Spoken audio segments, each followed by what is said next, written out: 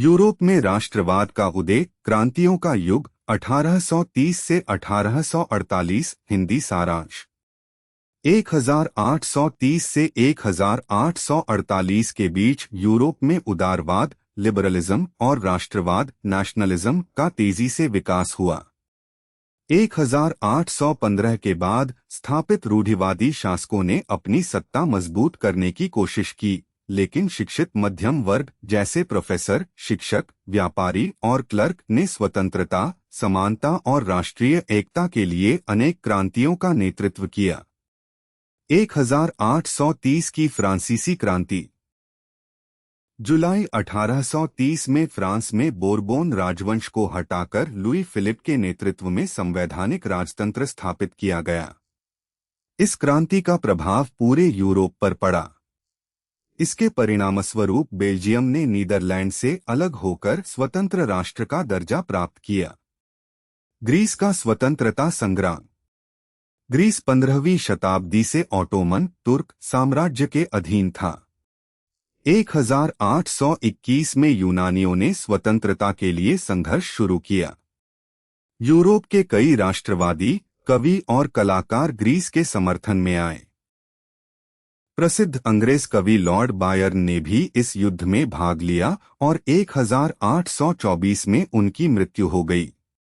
अंततः 1832 की कॉन्स्टेंटिनोपल संधि के द्वारा ग्रीस को स्वतंत्र राष्ट्र के रूप में मान्यता मिली। रोमांटिक आंदोलन और राष्ट्रवाद।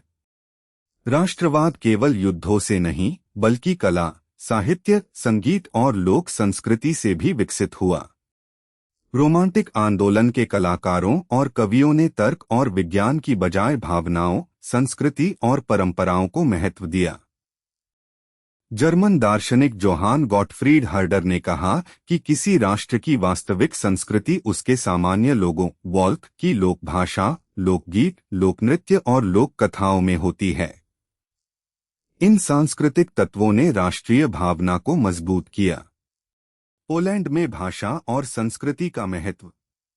पोलैंड को रूस, प्रशा और ऑस्ट्रिया ने बांट लिया था, इसलिए उसका स्वतंत्र अस्तित्व समाप्त हो गया। फिर भी पोलिश भाषा, संगीत और लोक संस्कृति ने राष्ट्रवाद को जीवित रखा। रूस ने स्कूलों में रूसी भाषा लागू कर दी, लेकिन चर्चों में पोलिश भाषा का उपयोग जारी रहा। इस कारण कई पादरियों को जेल या साइबेरिया भेज दिया गया। पोलिश भाषा राष्ट्रीय प्रतिरोध का प्रतीक बन गई। आर्थिक संकट और जनता का विद्रोह। 1830 के दशक में यूरोप आर्थिक संकट से जूझ रहा था। जनसंख्या बढ़ने से बेरोजगारी बढ़ी, ग्रामीण लोग शहरों की झुग्गियों में बसने लगे और इंग्लैंड से आने वाले सस्ते मशीन निर्मित सामान ने छोटे कारीगरों को नुकसान पहुंचाया। किसानों पर सामंती करों का बोझ था और खाद्यान्न संकट ने गरीबी बढ़ा दी। 1845 में सिलेसिया के बुनकरों ने कम मजदूरी के विरोध में विद्रोह किया, जिसे सेना ने गोली चलाकर दबा दिया। 1848 में खाद्यान्न संकट और बेरोजगारी के कारण पेरिस में बड़ा जनविद्रोह हुआ। लुई फिलिप को देश छोड़ना पड़ा और फ्रांस में गणराज्य की स्थापना हुई।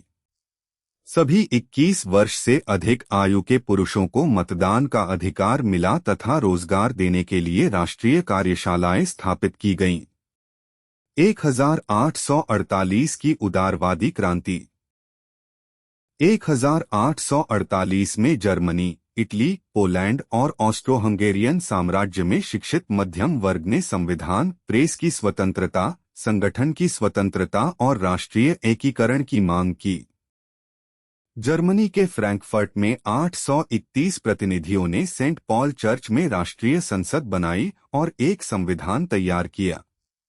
उन्होंने प्रशा के राजा फ्रेडरिक विलियम चतुर्थ को संवैधानिक सम्राट बनने का प्रस्ताव दिया, लेकिन राजा ने इसे अस्वीकार कर दिया।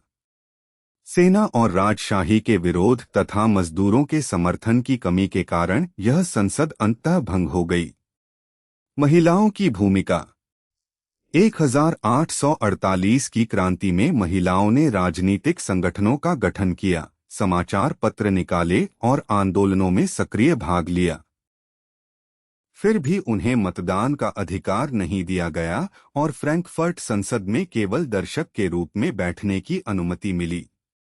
1848 की क्रांतियों का प्रभाव।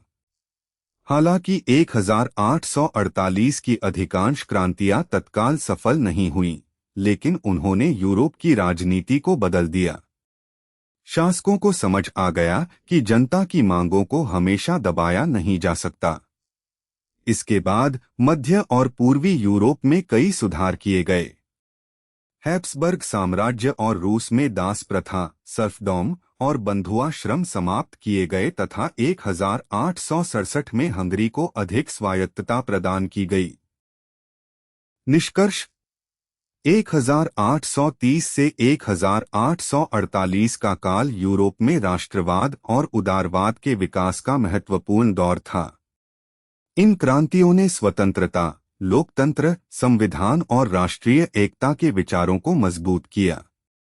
यद्यपि कई आंदोलन असफल रहे, लेकिन उन्होंने आगे चलकर जर्मनी और इटली जैसे राष्ट्रों के एकीकरण तथा आधुनिक लोकतांत्रिक यूरोप की नींव रखी।